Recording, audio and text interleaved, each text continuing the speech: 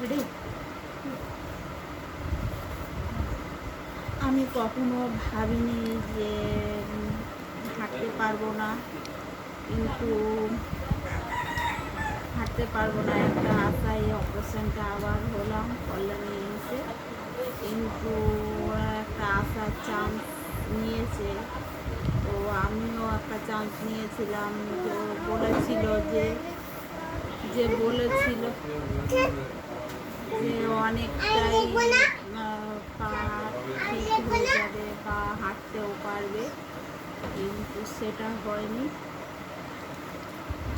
আর এখনো তো পর্যন্ত 1 বছর অপারেশন হলাম, এখনো তো ঠিক হলাম না। তো যাক, দেখা যাক কতদিনে মানে হাঁটতে পারি। তো ফিজিওথেরাপিটা হচ্ছে। আর একটা আশায় খুব ঝিঝিগাল, মানে ওটা ভাবটা ঝিঝি ভাবটা কেটে গেছিলো, এখন ঝিন ঝিন ঝিন ঝিন করছে। আর ভারী পাথর হয়ে আছে বাম সাইডের পাটা বেশি।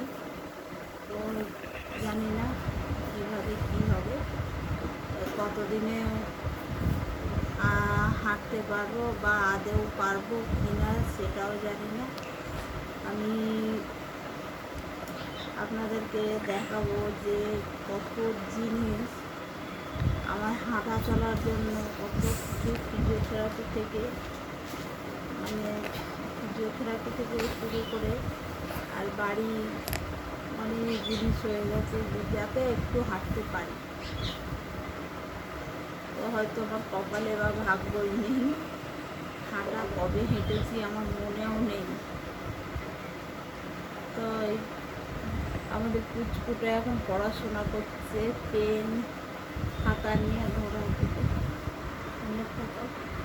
পুচকু টাকা। এটা আমার দাদার মেয়ে, খুব দুরন্ত। ও ও শুধু আয়না দেখে নিজের নাচ গান এইগুলোই করতে থাকবে আর ছড়া পড়বে। তো এইসব নিয়েই ভুলে আছি, মোটামুটি কিছু করার নেই। এক জায়গায় বসে থাকতে তো আর ভালো লাগে না, ভিডিওটা করে একটু অনেক কিছু ভুলে থাকার জন্য। রাখলাম এই পর্যন্তই।